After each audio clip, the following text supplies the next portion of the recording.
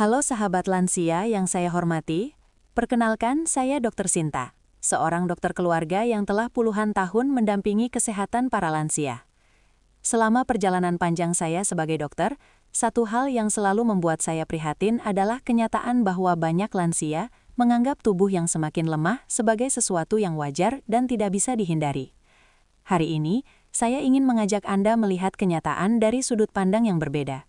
Apa yang akan saya sampaikan mungkin akan membuat Anda terkejut, bahkan bisa mengubah cara Anda memandang kesehatan di usia lanjut. Tahukah Anda bahwa setelah melewati usia 70 tahun, tubuh kita mengalami penurunan massa otot yang sangat cepat? Bukan 1 atau 2%, tetapi bisa mencapai sekitar 8% setiap tahun. Artinya, jika kondisi ini dibiarkan tanpa perawatan yang tepat, dalam waktu 10 tahun saja, sebagian besar kekuatan otot yang menopang tubuh bisa menghilang. Inilah sebabnya mengapa banyak lansia terlihat sangat kurus, bukan sekadar karena berat badannya turun, tetapi karena ototnya benar-benar menyusut. Tubuh tampak tinggal kulit dan tulang, kaki mudah gemetar, tangan cepat lelah, dan keseimbangan pun menurun. Tidak heran jika risiko jatuh, cedera, bahkan patah tulang menjadi jauh lebih tinggi. Namun sahabat lansia, saya ingin Anda memahami satu hal penting. Kondisi ini bukan semata-mata karena usia. Selama saya memeriksa ribuan pasien lansia, saya melihat perbedaan yang sangat jelas. Ada lansia berusia 70 bahkan 80 tahun yang masih kuat berjalan, berpikir jernih dan menjalani hidup dengan mandiri. Namun ada juga yang di usia yang sama sudah merasa sangat menderita. Apa bedanya? Jawabannya bukan keberuntungan, bukan gen semata, melainkan cara tubuh mendapatkan dan memanfaatkan protein. Sayangnya, banyak lansia merasa sudah makan dengan benar, padahal kenyataannya tubuh tidak benar-benar menyerap nutrisi yang dibutuhkan. Inilah akar masalah yang jarang dibahas, tetapi dampaknya sangat besar terhadap kekuatan, stamina, dan kualitas hidup di usia lanjut. Di video ini, saya akan menjelaskan dengan bahasa yang mudah dipahami, langkah demi langkah, agar sahabat lansia mengerti apa yang sebenarnya terjadi pada tubuh setelah usia 70 tahun, dan yang terpenting, apa yang masih bisa kita lakukan mulai hari ini untuk menjaga tubuh tetap kuat, mandiri, dan berdaya. Sahabat lansia, setelah memahami bahwa otot menyusut bukan semata karena usia, sekarang kita masuk pada kesalahpahaman terbesar yang hampir selalu saya temui di ruang praktek. Kesalahpahaman ini terdengar sederhana, tetapi dampaknya sangat besar bagi kesehatan tubuh di usia lanjut. Banyak sahabat lansia berkata kepada saya, "Dokter, saya ini sudah rajin makan telur setiap hari, jadi seharusnya kebutuhan protein saya sudah tercukupi, bukan?" Pertanyaannya sangat wajar. Telur memang dikenal sebagai makanan bergizi, mudah didapat dan murah. Bahkan sejak dulu, telur disebut sebagai sumber protein yang sangat baik. Namun masalahnya bukan hanya apa yang kita makan, melainkan seberapa banyak yang benar-benar bisa diserap oleh tubuh. Di usia muda, sistem pencernaan bekerja sangat optimal. Asam lambung kuat, enzim lengkap, dan usus mampu menyerap nutrisi dengan efisien. Karena itu, satu butir telur yang dimakan oleh orang berusia 20-an tahun bisa diserap tubuh hingga lebih dari 90%. Namun, sahabat lansia, kondisi ini berubah drastis setelah usia 70 tahun. Produksi asam lambung mulai menurun. Akibatnya, protein yang masuk tidak terurai dengan sempurna. Selain itu, kemampuan usus untuk menyerap nutrisi juga ikut melemah. Hasilnya, meskipun makan makanan berprotein tinggi, tubuh hanya mampu menyerap kurang dari separuhnya. Artinya apa? Lebih dari setengah protein yang kita makan bisa terbuang begitu saja, tanpa sempat dimanfaatkan untuk memperbaiki atau membangun otot. Inilah alasan mengapa banyak lansia merasa sudah makan cukup, tetapi tubuh tetap lemah dan massa otot terus menyusut. Kesalahan berikutnya adalah pola makan yang keliru. Banyak lansia makan sangat sedikit di pagi dan siang hari karena tidak nafsu, lalu makan dalam porsi besar di malam hari. Padahal tubuh kita memiliki batasan dalam mengolah protein dalam satu waktu. Bagi lansia, batas aman ini hanya sekitar 15 hingga 20 gram protein sekali makan. Jika kita makan protein terlalu banyak sekaligus, tubuh tidak akan menyimpannya untuk nanti. Protein tersebut akan dibuang melalui urin, atau bahkan disimpan sebagai lemak, bukan menjadi otot. Jadi, makan banyak dalam satu waktu bukanlah solusi, justru membuat usaha kita sia-sia. Sahabat lansia, disinilah banyak orang merasa kecewa. Mereka sudah berusaha makan telur, daging, atau susu, tetapi hasilnya tidak terlihat. Bukan karena makanannya salah, melainkan karena cara dan waktu makannya yang keliru. Sahabat lansia, agar apa yang saya sampaikan tidak terdengar sebagai teori semata, izinkan saya menceritakan satu kisah nyata yang sangat sering saya temui di ruang praktek. Kisah ini mungkin akan terasa sangat dekat dengan kehidupan Anda sehari-hari. Beberapa waktu lalu, saya menangani seorang pasien bernama Pak Arif, usia 78 tahun. Saat pertama kali datang, berat badannya hanya 43 kg, dengan tinggi badan 158 cm.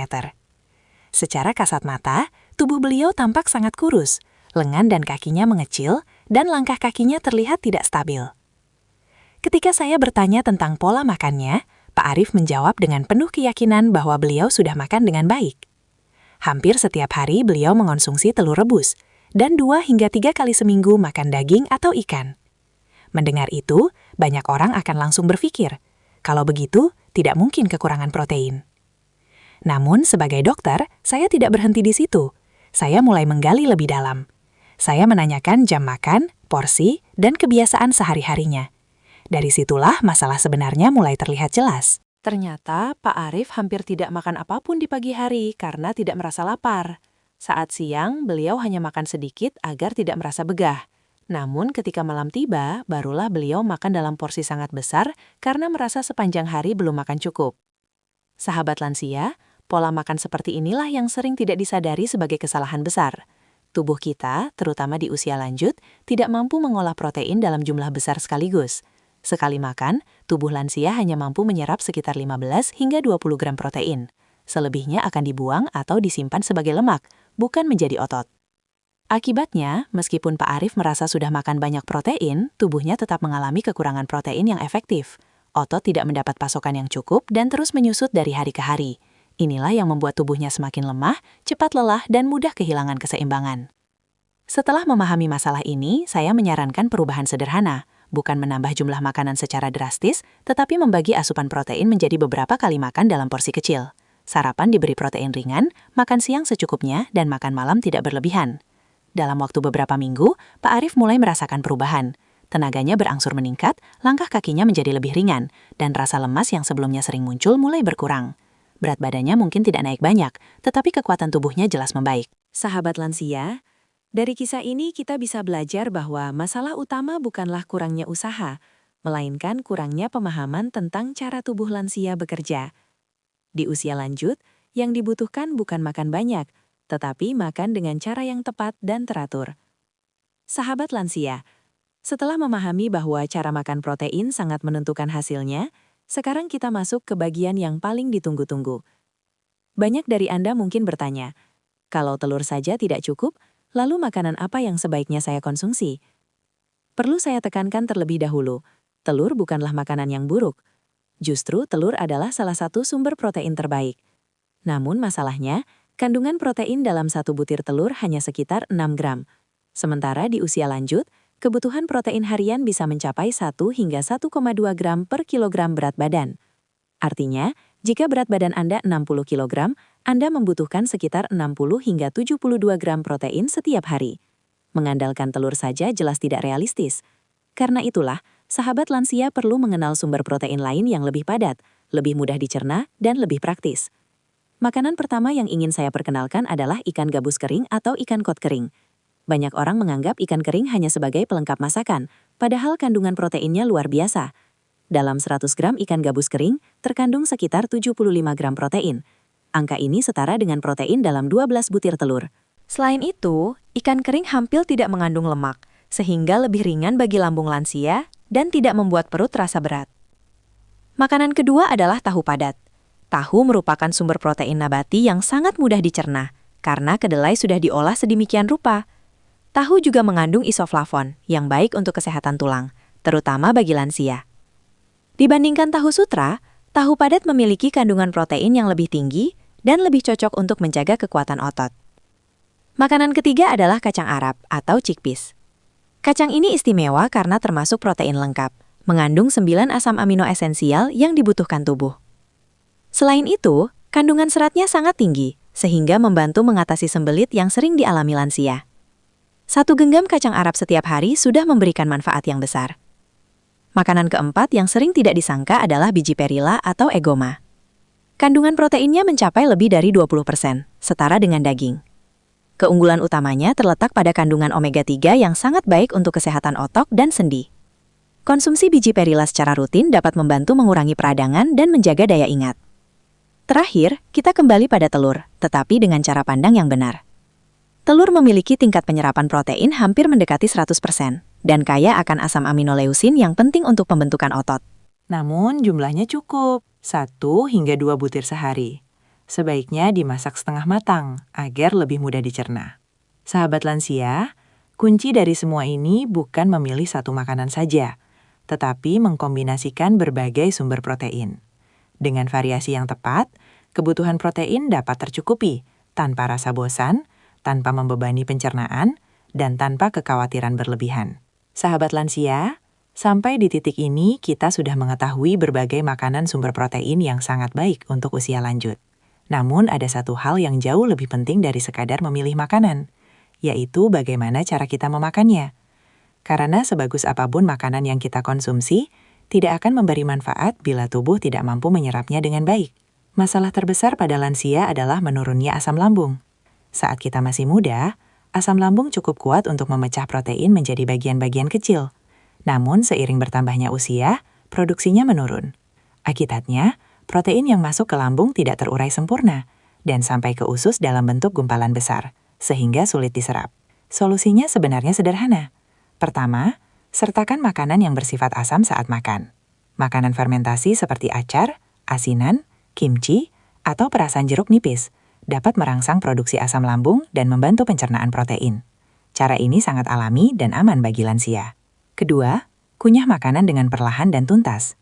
Mengunyah bukan hanya soal kenyamanan, tetapi bagian penting dari proses pencernaan. Saat makanan dikunyah dengan baik, enzim dalam air liur mulai bekerja sejak awal, sehingga protein lebih mudah dicerna di lambung dan usus.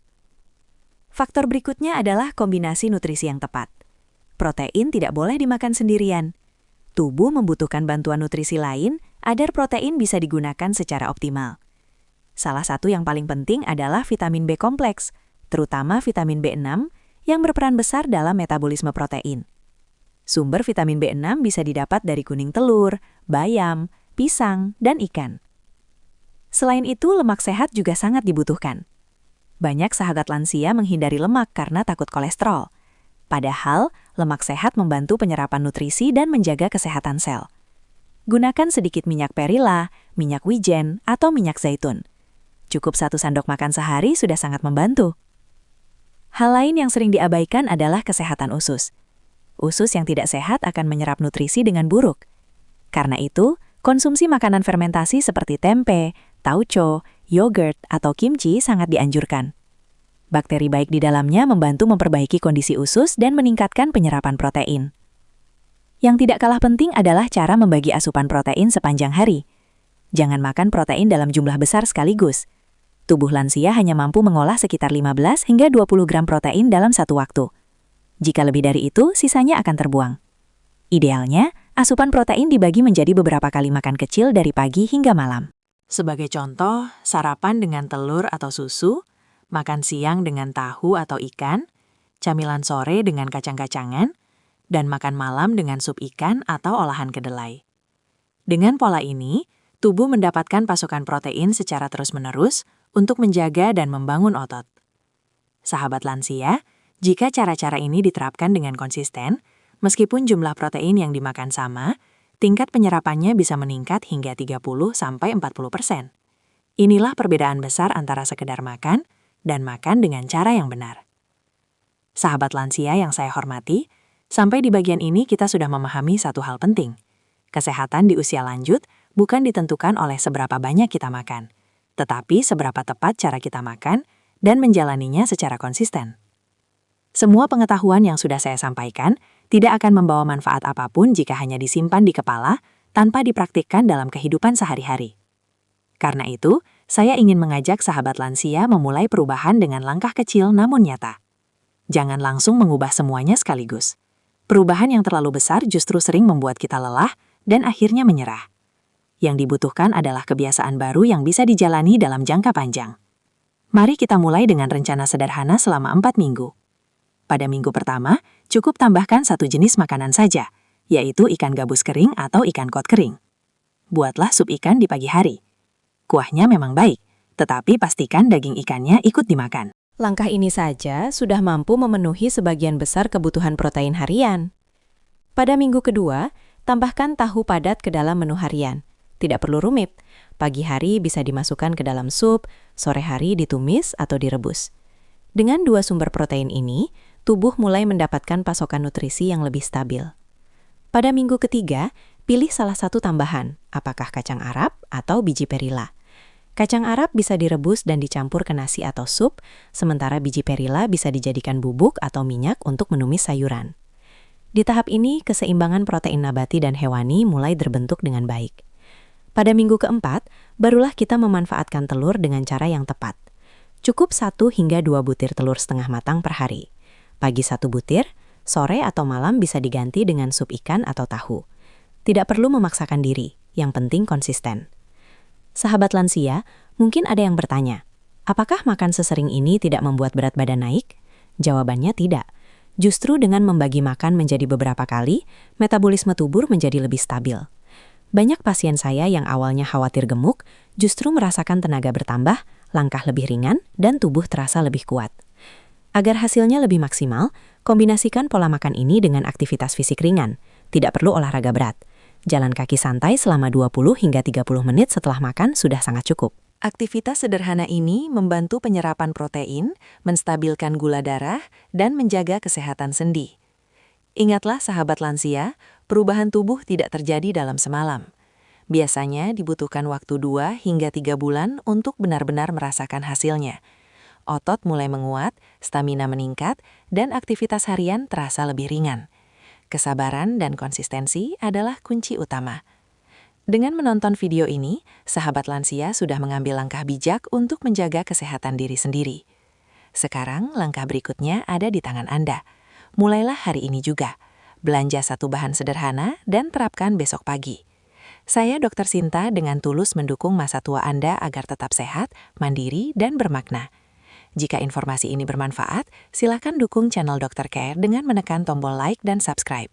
Bagikan pengalaman Anda di kolom komentar agar bisa menjadi inspirasi bagi sahabat lansia lainnya.